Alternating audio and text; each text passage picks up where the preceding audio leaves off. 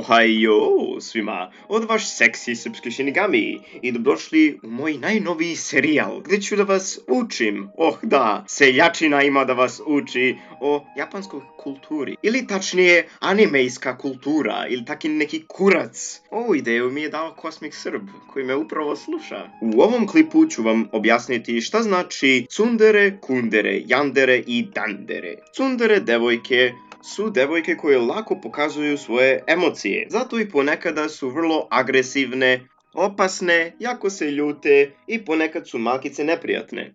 Ali inače u sebi drže svoje lična osjećanja. Tačnije, oni se kriju od svog senpaja. Tek kasnije oni pokazuju njihove emocije. Yandere devojke su inače devojke koje vam liče slatko, privlačno i jako dobro, ali inače unutra bi vas zaklali da joj pipnete senpaja.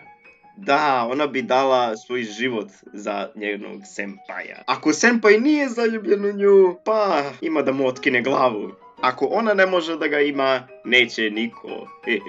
Kundere su devojke koje inače jako slabo pokazuju svoje emocije. To jeste vrlo su flegmatične. Ako ne znate šta znači flegma, to znači da ne prikazuje nikakve emocije. Oni tek kasnije pokazuju njihove prave emocije.